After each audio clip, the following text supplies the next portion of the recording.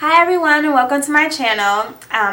Last week I had the privilege of video recording my friend Ashley Scott speak, and she was on a panel of a group of lawyers and they talked about natural hair, the politics of natural hair, and they spoke on some really great and amazing cases that had to do with natural hair, facial hair in the workplace, and it was really interesting, and I'm excited to play some of the clip for you. So listen to it, let me know what you think, and let me know what you think we should be doing moving forward. It's 2016 and some of the ladies that spoke have been practicing for the last 30 years, and there were the same issues back then. Before then, it was about wearing your hair too short, like cut, and wearing your hair in an afro. Now a lot of it is locks and braids and twists, and these are some of the different issues that we have, along with some companies are still against, natural hair and facial hair. So check it out and let me know. Talk to you soon. Bye. I don't want y'all to just say I'm judging or anything. This is a safe space, right? It's a safe space? Alright. Every day that I choose not to straighten, I win. Now, we're going to talk about a lot of things, and I know that we are filming today, and I mentioned this to our president, who I believe gave me clearance. If not, I'm just get in a little bit of trouble. I stay in some kind of trouble. And from Wendy as well. We're only going to film the panel portion because we really want this to be an open, honest conversation. So when we get to the Q&A, which will be at the end after we have all of our panelists speak on the subject of the law and then politics, we're shutting off the cameras. All right? So everybody can just pour out anything that you've been thinking. If you hear something today during the panel, jot your question down so the experts can address it. Fair enough? All right. So let's get down to business. And I'm going to start with introducing in order, and I think if I'm out of order, somebody will correct me. Dr. Sheffield? At the end, there we go. Now, we have a real power player here, and I know everybody knows how to use the internet now. If you don't, then my niece in the front row will show you how to do it. I'll put it on an app for you or something. She's our summer intern. That's Alexis. There you go. Love. So, I'm not going to read these bios. All right, I'm going to give you a few highlights. Just take my word that everybody's awesome and they're certified, whatever they're about to speak about. How about that? So we have our Dr. Shekau here. She is the founding director of the Women's Research and Resource Center since 1981. We'll put that in there. Of course, some of you were born that are in this room. And Anna Julia Cooper, professor of women's studies at Spelman College. I know we have a lot of Spelman. Once you're around a while, you know how this goes. She was for many years an adjunct professor at Emory, so if anybody wants y'all for Emory, there we go. University's Institute of Women's Studies, where she taught graduate courses in the doctoral program. But I have to mention this to you, even though I said I wasn't going to read to you. At the age of 16, the sister is bad. She entered Spelman College, where she majored in English and minored in secondary education, so she's the truth. Now, other than that, she's written on this subject for, I'm going to go ahead and say decades, okay? And there's things, for example, Sturdy Black Bridges, Visions of Black Women in Literature, Daughters of Sorrow, Attitudes Toward Black Women, from 1880 to 1920, Words of Fire, an anthology of African American feminist thought, Traps, African American Men on Gender and Sexuality. And I can go on and on and on, but you all are going to have to speak to her after this panel. She has won numerous awards for her work that she has done over decades, and she's here just to spend a little time with us to help educate and also help us to go out and be advocates. So will you please welcome the good Dr. Now we also have our sister and GAVLOG member, Lisa Hoover. I know we need to get together for lunch sometime soon. We just go back and forth with email. It's probably been a year before I responded, so I apologize for that too. But she is an advocate for personal injury victims. Is that okay if I add that? She specializes in representing individuals that have been involved in auto collisions. I'm not calling those accidents because I'm in that lane. Due to the negligence of others and also premise liability. But I have to let you know that she's licensed in 5 states. Okay? So, she knows how to take bar exams. I'm not moving out. But she used to be on the other side of the V. I know several of them, and I say that's the defense side. But then she had the touchy and came over to the plaintiff side. And she has leveraged all of her licenses in 5 states, so she represents people all over, especially here in Georgia, Atlanta, our city, but you represent outside of Atlanta as well. In Chicago, she has 2 offices, okay? So if you want to talk about business, speak with Lisa as well. But she offers services in D.C. and Maryland as well. And when we were talking last, she does a lot of work with her church at St. Philip's A&E Church, right? So if anybody's a member there, you don't need to see her or want to be a member. And she's the secretary for the local school council for Sarah Smith Elementary. I think that's above him, right? Okay. And a member of the leadership committee of GAL. And of course, our very own sister as well. And she has twins, 9-year-old twins. 11 now. This is we need to update this. And so a 5-year-old too. So 4. All right. I skipped her birthday. All right. So thank you. And Lisa also has, you're probably going to talk about it today, I believe, a book as well on this issue.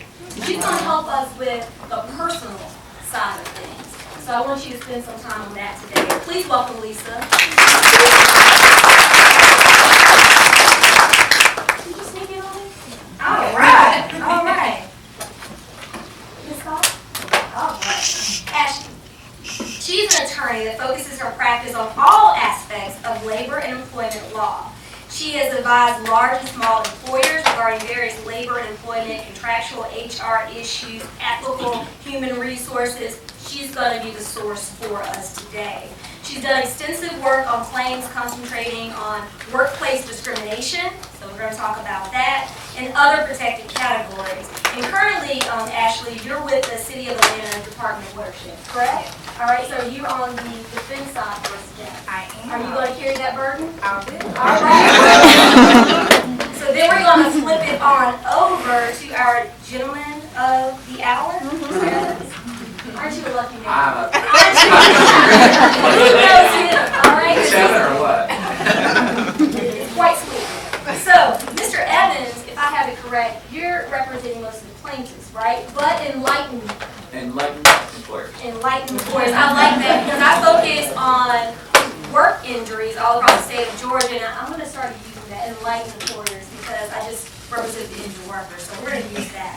But he has decades of experience also, has handled, and this is probably not updated, over 1,400? That's correct. So you're on like 2,000 by now? I'm working my way off there. There we go. I got a few more years left. A few more years on employment law cases. So he's been in the trenches. He's going to be able to educate on that as well.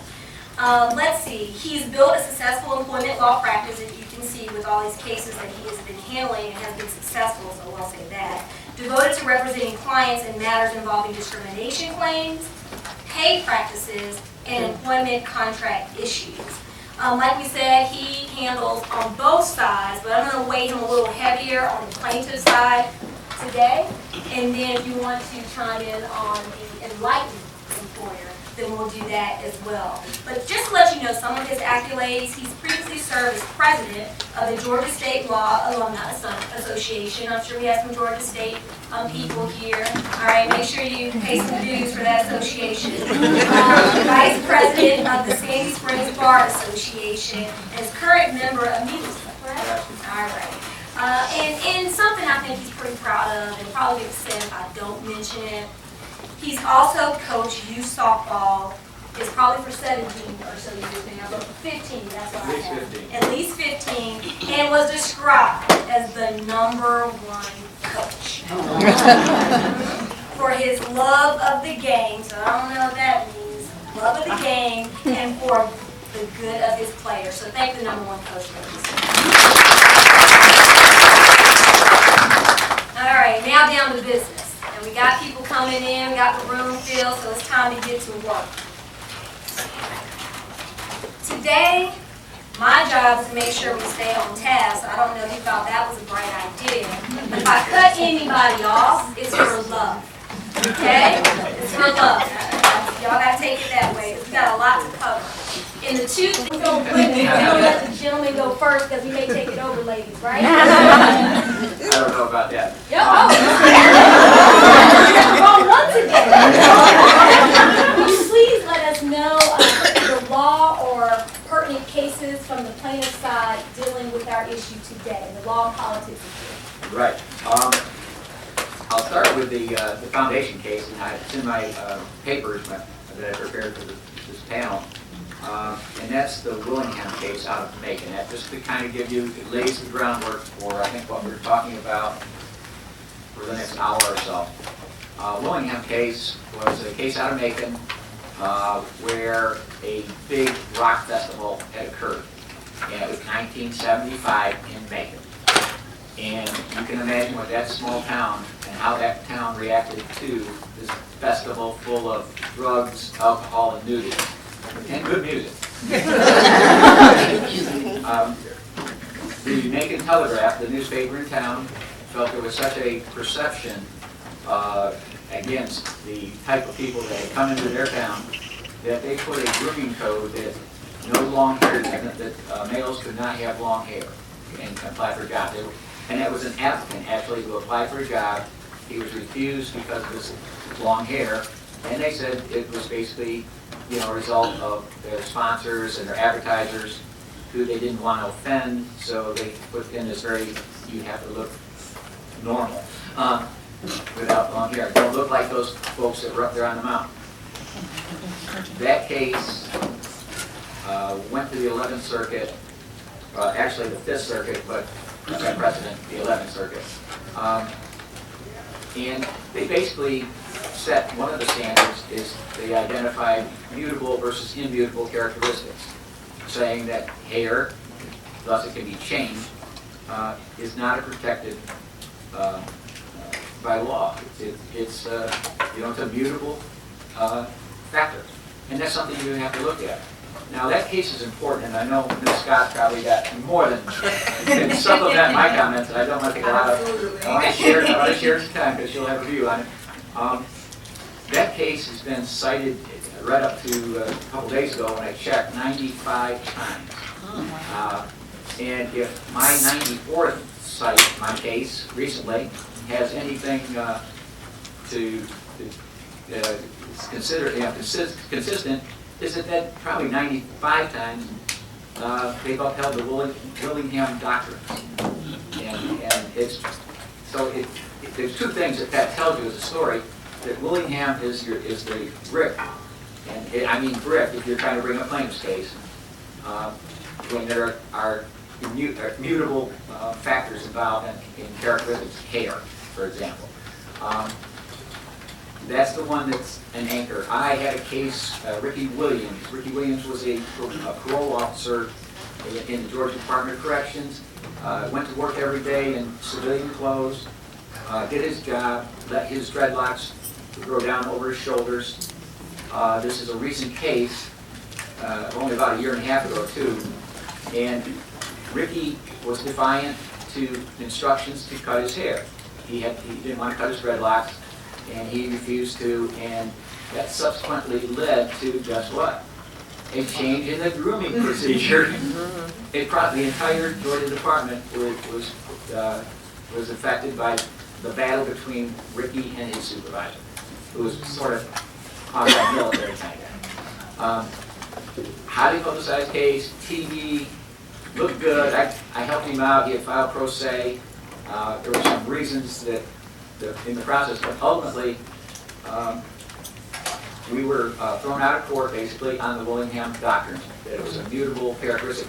Now out of that, and there'll be more things on the law that we can talk about. I don't want to dominate more time. But there are many things that arose out of the decisions in Willingham and that continue to apply today. So I'll cut off there. Ashley, and before we go to the defense side or the employer side, I'm going to refer to hair as locks and not dreadlocks. I'm sure the good doctor will tell us some reasons why on that. But Ashley, if you'll give us a little snippet of the defense, and then we'll intersect. Sure. The employer side. Absolutely, sure. So when it comes to hair, cases are divided by afro versus locks and cornrows. All the way, to understand these cases, you have to understand the time in which these cases were brought. A lot of the cases that you'll see about cornrows, braid styles, and locks and afros happened in the 1970s, around when Title VII was enacted, and also when people had a resurgence of, I want to wear my natural hair, I want to wear this afro, this hair is an extension of me, an extension of my blackness. Very much so as what we're seeing now, a resurgence of people saying that perms are not going to work for me. This is how my hair grows out of my head. So you either take it or you leave it. But in the context of employment law, it's within grooming policies. So with employment law, you can either bring a grooming policy under the guise of saying it's gender discrimination or it's race discrimination. And so our biggest gender discrimination case happened out of the Ninth Circuit, and that is Jesperin versus Harris. And that dealt with a grooming policy that asked women to wear makeup. And yes, you got to. You need it today. So Ms. Jesperin said, I don't want to do that. I don't wear makeup. This is not my natural practice. And basically what the Ninth Circuit said is that a grooming requirement that imposes different but essentially equal burdens on men and women is not considered to be discriminatory. So that's one of our big things in our defense employment law technique. As long as it can be separate, as long as it's equal, it's fine. So now, and I formulated it in that way for a reason. And then you move on to hair, our hair. So this was not a actual case. It came out of the early EEOC commission decision, and that was in 1971. And in that case, it was a woman who wanted to wear afro. And the employer's policy provided as follows. The hair is not to be kept bushy and should not extend in line of sight behind the beyond the ears. And the plaintiff was a black male, actually, who was wearing an afro. So in evaluating the claim, the EEOC determined that the employer discriminated against the plaintiff on the basis of race, reasoning that applying the line of sight of hair to a grooming policy to all employees without regard to their racially different physiological and cultural characteristics tends to adversely affect Negroes. Not their word, not mine. And then that moves on to a case that you have probably seen a lot from people on my side of the table, which is Rogers versus American Airlines. And this was a woman who wore her hair in a cornrow style. And the district court basically talked about immutable characteristics in saying that your cornrows are not an immutable characteristic. This is something that you basically did to your hair. So that's not protected. And it's not discriminatory for a company to say that you can't do that. It says, it took her through two analysis. So we're pairing the gender part of it and the race part. So in the gender part of the claim, they struck her down, and on the grounds that American Airlines restriction on braided hairstyles apply to both men and women. So again, separate, but it's equal. And then as regard to her race claim, they first highlighted that the policy applied to all races. And they said her cornrows it's not a product of natural hair, but of artifice. And it would implicate, in any policy that implicates the underlying prohibition of discrimination on the grooming policies are okay as long as it does not implicate a prohibition on the basis of immutable characteristics. So what the courts are telling us is that afros, fine. That's race, you can't do anything about it. That's how your hair grows. But when you start to manipulate your hair in locks or in braids, no, we're not going to protect that because it's saying that all races can't do locks and braids. All men or women can't have locks or braids, so it's not discriminatory. Well, I see Mr. Evans getting excited. I told you that the whole day. That's all. And Lisa, I'm going to get to you because I know you're going to really give us that personal aspect. I was in the mall and I saw one of our Gabwall members on Sunday. She's not here, but two of her assistants are. She's a judge. And she said, Tracy, really? Really? We're talking about the law and politics of hair. I really want to be there, but I can't. But she said, I've been practicing law over 30 years, and that's what we were dealing with. What's really going on? Julie, M.T. Walker, things change, but they really stay the same, don't they? Doctor, tell us why. What's really going on here? I saw you itching. The Rogers versus American Airlines case, the 1981 case, produced tremendous amount of black feminists theorizing, legal theorizing.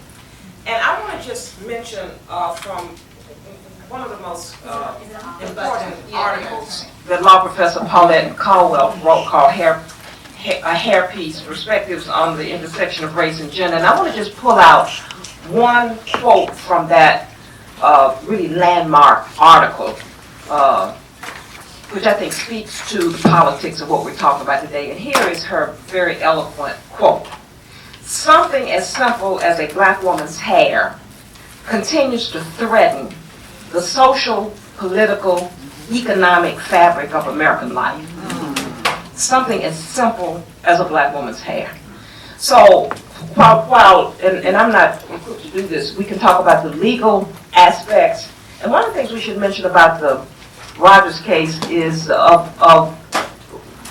they didn't fire her because of her braids. They told her she should move them in a bun. Yeah. Move them in a bun or cover them up. Now that's very significant, which we can get into later in terms of the legal things. But I would just say that in terms of the why, this is a very, very long history of the ways in which whiteness and hegemonic notions of what is permissible and beautiful and appropriate is based on notions of white femininity. So there's a larger political context of why it is the things that have to do with the racial identity of black people, but I would say particularly black women. The hair stuff really has much more to do with black women than it does with black men. And so I would say that this is part and parcel of the ways in which U.S. American culture demonizes whatever we think of as black womanhood. That's our sexuality, our physical appearance, our even the way we present in the world. We're angry. And I would say that even the thing about afros can be a really problem if it's too big, too bushy, too wild. Because then it conjures up notions of black persons being unruly. And people think about the big afro that Angela Davis wore in the 60s, which has a huge amount of impact still. So having a big afro is not a neutral stance on the part of mainstream U.S. culture. So I'll just stop there and say there is this larger political context that rears its ugly head in all kinds of ways when it comes to how black women move around in the world. Well, let's not stop there. Let's not stop there. And I know we're going to get back to the law because we're still in the law section. We're talking about these companies' policies and what's really at the root of them. But when they're creating the manuals, and I saw all my employment lawyers in here too, what role do company policies have in determining what is appropriate and what is inappropriate? And I'm going to go a little bit further, and how are they making these arguments as legitimate reasons for, in the case, covering your hair? Or what, and I've seen in the context of a workers' compensation case that goes so far as a person who was injured, and they had to put him in a light-duty situation, an African-American female who had natural hair. It happened to be very bright red or maybe even pink, and said that, oh no, we can't put her at the front. It's inappropriate because of her hair. And this isn't a work-related injury. So tell us about these policies and how are y'all making these policies legitimate? So, Make the argument, Ashley. a very blanket. Please, the room. Mr. Evans is going to jump in and talk about those enlightened employers that he's representing, so he will help you out. So, in a blanket statement, anti-discrimination laws have allowed employers to reinforce traditional expectations about appearance.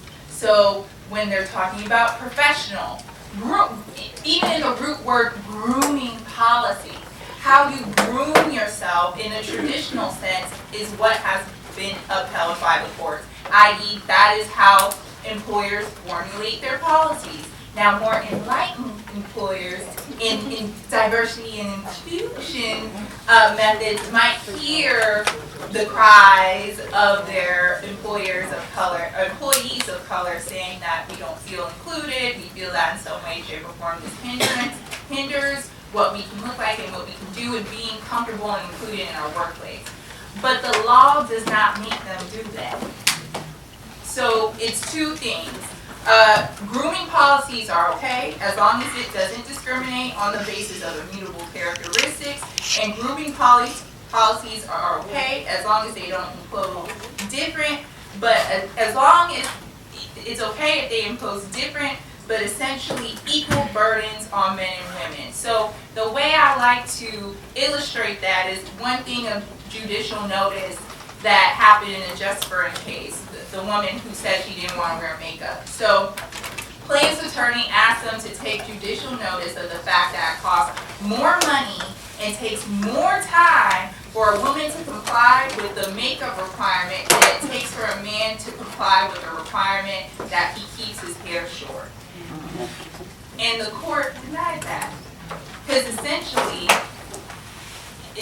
as long as we're keeping these traditional notions of what it is to be feminine and what it is to be professional and what it is to be traditional, the courts